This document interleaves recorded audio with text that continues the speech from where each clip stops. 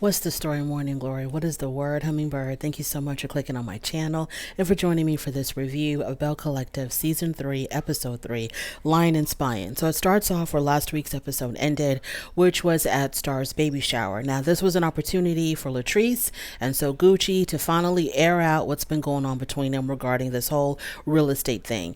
So Gucci basically feels like she was betrayed by Latrice when Latrice went behind her back with another real estate agent to get her commercial building. Latrice sees this as it's just business, don't take it personal, because Latrice claims that So Gucci was too preoccupied with her other businesses to really give her the time and attention that she needed when it came to finding a commercial building for her business. So this is what they're discussing outside of the baby shower. And at the end of the conversation, basically, they don't really see eye to eye. So Gucci says she still needs to distance herself from Latrice because she still feels hurt and betrayed by her. And Latrice is like, well, you do what you got to do, but I had to do what I had to do for my business. In her confessional, Latrice talks about how, her husband Cliff had told her that as you are climbing higher and higher and higher, in your journey to becoming, this big time businesswoman, the position up top is going to be very, very lonely because you're going to be losing a lot of friends. And so she's experiencing this firsthand with So Gucci. So they basically have agreed to disagree and just kind of give each other some space. Now we move on to Akeisha. So she meets up with Josh. Josh is Latrice's right-hand man at Goddess Lengths and also a friend of Latrice. And he's the one that's been staying with Latrice and Cliff while there's some type of water crisis. In the neighborhood that he lives. So he meets up with Akeisha. Akeisha tells us in her confessional that she's been knowing Josh for years. He's been doing her makeup for a long time. And so they kind of have like a rapport with one another. So they actually meet up at Goddess Lengths at Latrice's business to talk about Latrice. So Josh, he doesn't waste any time. He starts telling Akeisha that while he's been staying with Latrice and Cliff, he's been seeing some things. And it has gotten him kind of worried and concerned about Latrice. And he said that he has tried to be a friend to Latrice, but Latrice is always going to choose her husband no matter what. He even mentions to Akeisha that Latrice and Cliff sleep in separate bedrooms and that, he talks about the situation at M Bar where Cliff snuck up on Latrice and they had this huge blowout fight outside of M Bar. He tells her everything. He tells her all of Latrice's business. And I felt like that was not right for him to do. That was kind of shady of him to do that because you can't go from one friend, get all of their dirty laundry and then pass it on to another friend. I mean, I thought that was just so foul of him to do that. And he does this under the guise of, I'm really concerned for Latrice. I don't know what to do. She's my friend and she's going through something with her husband. And then Akeisha told him, well, what you need to do is just step back, get out of their business, don't take sides and just stay out of it. And he's gonna say, oh yeah, I know. Well, if you know, then why are you telling Akeisha this? You're not really seeking advice from Akeisha. You just want to gossip about Latrice because you got pissed off that they made you leave their house. So I didn't know this. I must have missed it. But when the whole situation started where and I think it was last week's episode when Latrice and Josh were having a private conversation in Latrice's bedroom. I kind of missed it that Cliff was standing right outside the bedroom door listening to the whole entire conversation. And that's why when he showed up at M Bar, he was already on 10 and he was already heated because I thought he was just upset about Latrice leaving to go make a scene without him knowing beforehand. But he was already riled up because he had heard Latrice and Josh talking about him. So that's why he was already discombobulated when he arrived at M Bar. And that's why he was telling her, when your friends talk about me, I need you to stand up for me. But it wasn't just Josh talking about him. It was your wife talking about you to her friend. So I completely I missed that or it flew over my head. I forgot that he was out there listening to their conversation. So Josh says that he is done with Latrice and Cliff. So I don't know how that's going to affect his working relationship with Latrice.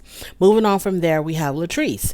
So she meets up with Letitia at Letitia's office, and it's she needs advice from Letitia on, she needs some public speaking advice, because evidently Letitia, she's like the Melody of BelleCollective, where she's the one that has all the business deals and she's got all these speaking engagements, and so she's really good at public speaking. Latrice has an event coming up where she's going to have to give a speech, and she's wanting Letitia to help her out. So what was funny, what I took away from this meeting was basically Letitia telling Latrice, don't say oh my god, because Latrice was giving her like an example of how her speech would go, and she started off by saying oh my god y'all, and Letitia was like don't start your speech with oh my god. And she also told Letitia to make an outline of her speech so she can just kind of flow through it. That's as much advice as she gave, it looked like. So they talk about their traditional machismo husbands and how their husbands are very similar. Now, Latrice says in her confessional that even though Cliff is not like Glenn, they do have some similarities. And I think what she was trying to imply was that, okay, my husband don't cheat on me, but there are some similarities between Glenn and Cliff, which is they're very traditional men. They want their wives to be home cooking and cleaning while they go out and make the bread. And because their wives are trying to establish independency and their own careers and make their own money, these men are really, really struggling, and they're trying to have like a tighter hold on their wives. So we talk about that, and at least with Letitia, she's doing what she needs to do to get away from all of that. I don't know what Latrice is going to do. I have no idea, because I have a very strong feeling that if Latrice tried to leave Cliff, he will do everything in his power to make sure that she never succeeds in anything. And then they talk about Tambra and how Tambra is such a liar. And they talk about this situation where this happened last season when when Aikisha came on the scene. Evidently, Aikisha came on the scene as a friend of Tambra, but I don't know if Tambra was feeling threatened by Aikisha's presence on the show or what. But at some point, she was trying to isolate Aikisha from the rest of the group. And it came down to a situation where, according to Letitia, Letitia has started a group text for all the women in the BelleCollective to participate in. And Tambra, according to Letitia, had told her, well, don't include Aikisha, or if you include Aikisha, I'm not going to communicate, or I'm not going to be a part of it. And Letitia is standing by this. She says this did happen, and later on we'll see what Tambra's side is. So Tambra meets up with Marie, and Marie wants to address how Tambra is such a liar, and she's been lying on the group, because when they had gone to So Gucci's little fitness camp, Tambra had approached Marie there to talk about, why are you icing me out or giving me the cold shoulder? But Marie didn't want to talk about it there. So now they have an opportunity to finally address these issues. So they talk about whether Tambra had told Letitia to exclude Aikisha from the group chat. Tambra denies it. She says she doesn't remember saying that. Now, to me, when someone says, well, I don't remember saying that, that's someone who is trying to lie without lying, because you know that there might be proof that you could have said it, but you don't want to admit it until somebody gives you black and white proof. So you're going to play it safe and just say, I don't remember saying that. Of course you would remember saying something like that, unless you're just mean to people every day, all day, and you can't remember when and where and who you were mean to. Because if you're generally a nice person, because it's not a nice thing to say, oh, keep that girl out of our group chat. That's not a nice thing to say. And if you're not normally a mean person, you would remember saying something like that. And you would say defiantly, I did not say that to Letitia. I would never say something like that. I would not want anybody in this group to feel excluded. You wouldn't come up with, I don't remember saying that. Anywho, so Marie claims that Tambra has lied about past relationships. Now, this is the part where it kind of got fuzzy for me, because I don't really remember Tambra clearly saying that clearly lying about past relationships, but Marie says that somebody from her past had contacted her and has sent her pictures of him and Tambra together, evidently to prove that Tambra had been engaged before. So Marie asked her this, haven't you been engaged before? And she had said she had been proposed to, but she's never accepted a proposal. And Marie has said something about, aren't you and Demond engaged? And Tambra says, no, he hasn't even proposed to me. So she's not engaged. engaged now. She's never been engaged in the past. So I'm not really sure what Marie's point was, because I don't really remember Tambra talking about or lying about past relationships. Moving on from there, we have Latrice and Aikisha. So they meet up for a play date. Aikisha, to me, every time I see Aikisha, she's very every scene that she's in, I think it's sort of, she's very calculating. Like, she's not meeting up because, she just wants to kumbaya with you. It seems like every time she's in a scene with someone, she's sizing them up. She's like analyzing everything that they say. She's processing the whole entire situation. Like, everything to her is calculated. There's nothing that's just organic and natural and let me just hang out with my girlfriend. It's very calculated.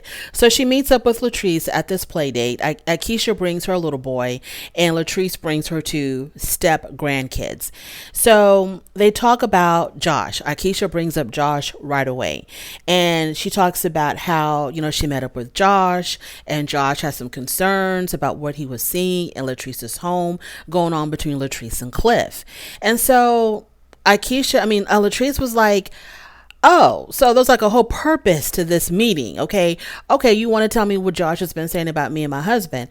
So Latrice feels like Josh should not have told her business. And she told Aikisha, she says, you know what? I don't think it was a good thing for him to come and tell you what's been going on in my home. Just like when I'm with him, I don't want him to tell me things that you tell him or that you share with him. So Latrice feels like Josh has crossed some boundaries because him and her are such good friends, but they're also employer. And so, yeah, Josh has definitely crossed some boundaries. He definitely has, because he feels like he was trying to be a good friend to Latrice. And then Latrice just takes his advice and, flushes it down the toilet. And then he feels kind of like he's been used. Like, when things are really, really bad between you and your husband, you need my shoulder to cry on. But then when things are good again, you forget about, how you confided in me and how you really needed me. And you forget about the advice that I try to give you to help you out. So Latrice does, she does end up inviting Aikisha to some wig event that she's going to be having. So then we have Tambra. She's having dinner with Damon. Tambra is going to start a podcast, which, yeah, for people who talk a lot, for people who talk too much, yeah, you should do a podcast. Let all of that talking energy out. So they talk about quality time, because when she brings up the podcast, Amand is like, well, are you really going to have any time for me? Because they have opposite schedules, right? I'm not sure exactly whose days and whose nights, but they do have opposite schedules. And Damon has been feeling neglected by Tambra. Like, she's not doing all that she needs to do, to give him the attention and the time that he wants from her. And Tambra says that she brings up how, well, basically, I think she just told him, well, I'm gonna try to fit you in where you can get in, basically. But I feel like the whole point of me living with you, or the reason why I came to live with you, she says, I feel like you bribed me to come live with you, because otherwise I would not. Because her number one rule, her hard and fast rule for Tambra has always been, I'm not going to live with a man unless I'm married. And because Damon really wanted her to live with him, but he wasn't ready to get married, he had promised her that as soon as they moved in together, that he was probably, or most likely, he was going to propose to her. And so she moved in with him, and there has yet to be a proposal. There has yet to be a ring presented. So she's kind of like looking at her clock like, okay, what are we doing here? This is just dragging on and on and on. And I'm not, basically, you know what was going on. Okay. You know what the deal was, Tambra. He wanted to get, his cookies and milk without really having to pay for it, basically. Why buy the milk? Why buy the cow? You can get the milk for free kind of situation. So you got bamboozled into this. And I remember the whole reason why she even found him on, because, they used to know each other from way back in high school or something. And she went back into time to go find him because she wanted to have a baby. But there's been no mention of this baby. Like, what are y'all going to do about this whole baby situation? I guess she still stands true to that. Like, I'm not going to I might have moved in without you marrying me, but I for sure am not going to have a baby without you marrying me. So I guess that's why they haven't really talked about that. But, the whole reason why she's kind of been like not giving him the time and the attention that he needs and not really making him a priority is because he's not proposing to her. So she's beginning to feel like she's wasting her time with him. And I think she's starting to kind of slowly but surely break away from Damon. Then we have Letitia. So she meets up with Soguchi at this house, this condo, because we know that Soguchi has been helping Letitia find a place to live because she's ready to make that step to finally leave Glenn. So they found a place. She found a place that she liked. And so her and Marie are meeting up with Soguchi because it's actually going to be Marie who signs the paper because the condo is going to be under Marie's name, so that if Letitia and Glenn were to get a divorce or anything like that, he would have no say so in what happens with a condo. And also, he can't just come willy nilly because it won't be his house. So she won't have to, he'll have she doesn't have to give him a key anyway, but he won't have anything to do with this condo. He can't come and go as he pleases. He doesn't have to worry about anything about this condo because it's going to be in somebody else's name. It's not going to be a part of marital property at all. So she shows up to sign the Marie and Letitia show up for Marie to sign the papers. And while they're going through that, all of a sudden, Glenn shows up. And Glenn shows up, and it scared the hell out of them. The way that they just kind of like scattered when they saw him out the door. I mean, they scattered like the way roaches would scatter when you turn on the lights. I mean, they were gone. And so he just walks on in, he helps himself in, and the women get really upset with him, especially Marie. They get really upset with him, like, what are you doing here? You don't belong here. I don't know how he found out where she was. That is what I want to know. Was he, I guess he was tracking her, I guess he was tracking her. So Marie tries to tell him to leave, and he's like, I'm not going anywhere. And Marie started saying something about, are you stalking her? And Glenn was like, how can I be stalking my wife? She's my wife. And so it gets really heated up between Marie and Glenn. They're going back and forth, back and forth. She's trying to get him to leave. He's trying to tell her to stay out of my business. I want to talk to my wife. And then Glenn says, you need to worry about your married man. Don't worry about me. Worry about your married man, implying that whoever Marie is seeing right now is someone that is married. And Marie denies that she's seeing any married man. Letitia comes in and she tries to calm them down. So she goes outside to talk to Glenn. So he's saying that he's not going to give up on his family. He's like, what are you doing? Why are you getting a condo? And she really didn't say much. Like, I was waiting for her to say, because it's over, because I'm moving on. This isn't working for me. You broke my heart and I'm moving on. But she didn't say anything like that. She really wasn't saying much. She was saying something, but not really saying anything. And so Glenn kept on saying, I'm not going to give up on my family. And, you're not going to take my son away from me. And Marie came outside and she finally got Glenn to leave. So Glenn leaves. Letitia comes back inside with Soguchi and Marie, and they can't continue signing the papers because because Letitia has changed her mind. Letitia says, well, I guess I'm not going to be starting over. Or what did she say? I guess I'm not going to be making a new move or something like that because, this man's not going to let me go. And she tells Soguchi, I'm so sorry that I wasted your time. You can double up on your fee, whatever you got to do. And I'm like, Letitia, can you really do this right before you're supposed to sign? Can you really, renege like that without any kind of consequence? Because I'm thinking, she could have been showing this condo to somebody else and making her money with somebody else, but now she's missing out on her commission. Or maybe that's what she meant when she said, I'm going to double up on your fee. Like, I'm going to double up on your commission. I don't know. But I couldn't believe what I just saw. That, she completely changed her mind about signing these papers because this man came and strong armed her out of it. And so she's talking about in her confessional how, she doesn't really want to take the boy away from his father. I'm thinking, what do you mean take him away from his father? Because wouldn't y'all share custody of him? Half the time he'll be with mom and then the other half with dad. What do you mean that you are, you don't want to take him away from his father? And also Letitia talks about how she is scared to leave him because she says that Glenn he won't do it peacefully. Like, he won't let her leave peacefully. He's going to make a big stink about it. It's going to be a huge fight between them. And she also says that Glenn is battling abandonment issues stemming from his father leaving him and other family members leaving him. And so he needs to work that out. But girl, didn't you know that when you were looking for a condo? Didn't you know that this man had abandonment issues and he wasn't going to let you go that easily when you were actively looking for a condo and you're getting all excited that you found one that was already furnished and all this and that? So, I just couldn't believe that she backed out right before Marie was going to sign those papers. And that, so I'm thinking, so what is she going to do now? She's going to go back to Glenn and stay with him, because one thing's for sure and two things for certain. If she goes back to Glenn, he's going to cheat on her again.